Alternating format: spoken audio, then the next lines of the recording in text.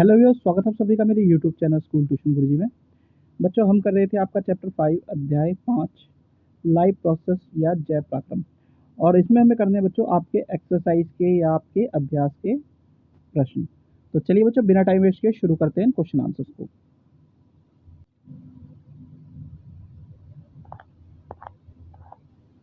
तो बच्चों, उसमें सबसे पहला प्रश्न है, या क्वेश्चन है पहला, कि the kidney in human beings are a part of the system for, कि मनुष्यों में गुर्दे किस तंत्र का एक भाग है। तो ये सभी को पता है बच्चों, ये एक्सक्रीशन या रिटरी सिस्टम या उत्सर्जन तंत्र का भाग है बच्चों, यही इसका आंसर है। चलिए अगला क्वेश्चन देखते हैं बच्चों। अगला क्वेश्चन है question number 2। The xylem in plants are responsible for, यानी पौधों में जाइलम किसके लिए उत्तरदायी होता है। तो जाइलम किसके लिए होता है मेनली बच्चों, जो आपका ट्रांसपोर्टेशन ऑफ वाटर हो, यानी जल का परिवहन, यही इसका आंसर है बच्चों। चलिए अगला क्वेश्चन देखते हैं बच्चों। अगला क्वेश्चन है क्वेश्चन नंबर 3। क्वेश्चन नंबर 3 क्या कहता है बच्चों, the autotrophic mode of nutrition required, यानी पोषण की स्वयपोषी विधि की आवश्यकता होती है। तो उसके लिए क्या चीज़ें चाहिए बच्चों, carbon dioxide and water, chlorophyll चाहिए हमें, सूरज की रोशनी और सनलाइट चाहिए। तो उपयुक्त सभी, ऑल ऑफ दी अबव, यानी ये सभी चीज़ें हमें चाहिए, यही इसका आंसर है बच्चों। ऑल ऑफ दी अबव यानी उपयुक्त सभी चीज़ें हमें चाहिए, ये इसका आंसर है बच्चों।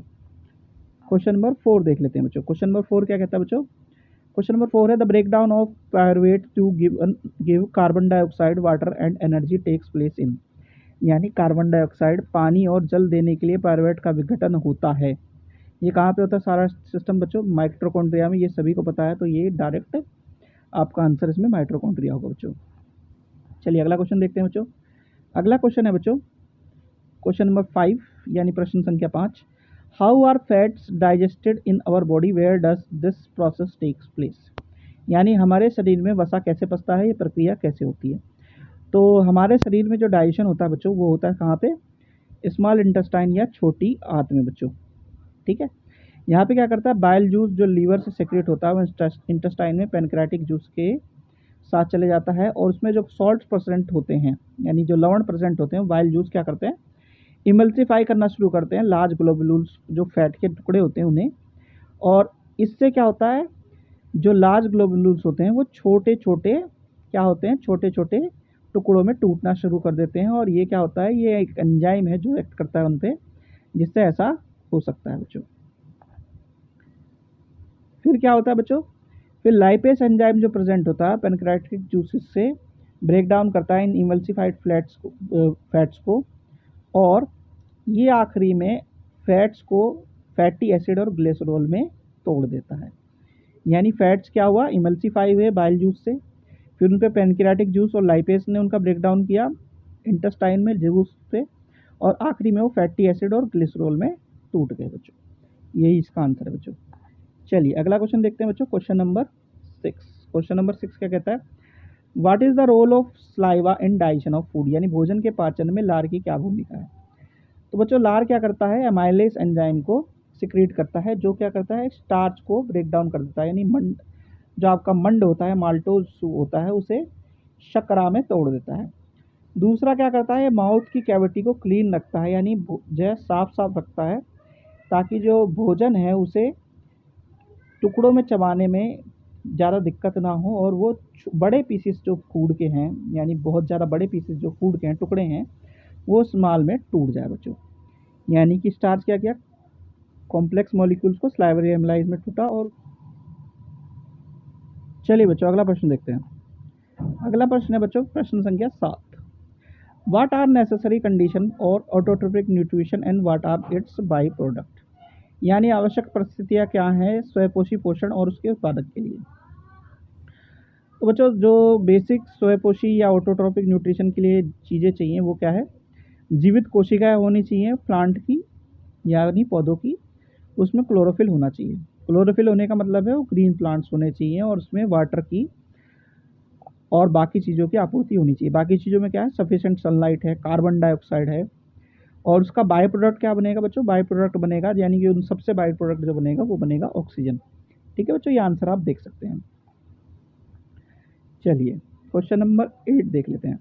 क्वेश्चन नंबर 8 क्या कहता है बच्चों, what are the differences between aerobic and anaerobic respiration, name some organism that use anaerobic mode of respiration, यानी वैवीय और अवैवीय श्वसन के बीच क्या अंतर है? कुछ ऐसे जीवों के नाम बताइए जो श्वसन की अवैवीय विधि का उपयोग करते हैं। तो बेसिक से अंतर है बच्चों।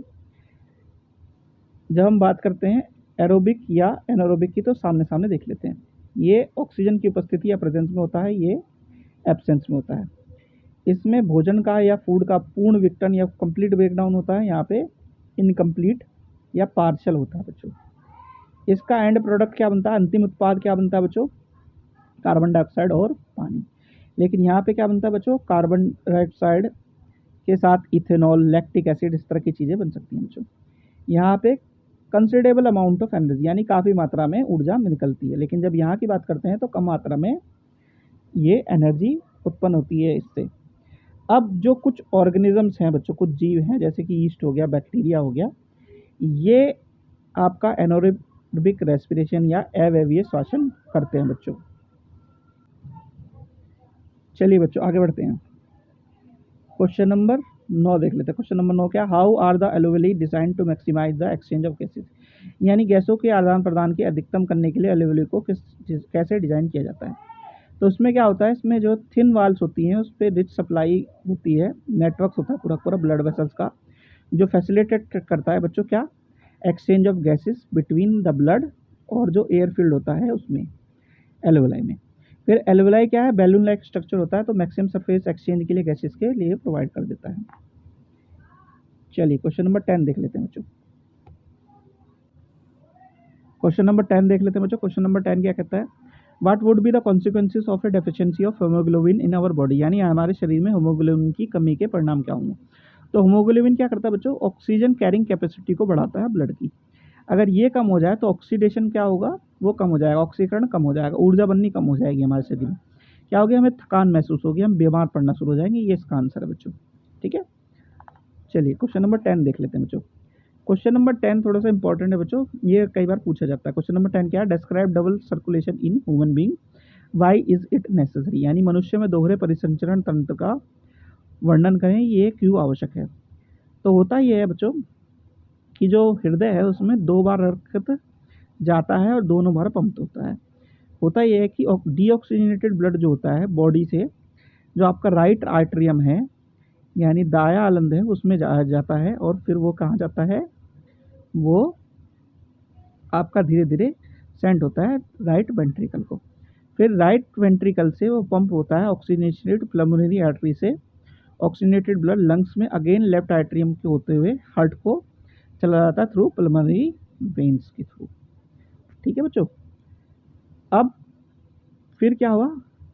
फिर वापस से लेफ्ट आर्टरियम इसे सेंड करता है लेफ्ट वेंट्रिकल में, यहाँ पे ऑक्सीजनेटेड ब्लड पंप होता है different part of body through arteries. इस तरह से क्या हो गया? ये हार्ट में 2 बार जाता है, 2 बार बाहर निकलता है बच्चों, इसलिए इसे डबल सर्कुलेशन कहते हैं।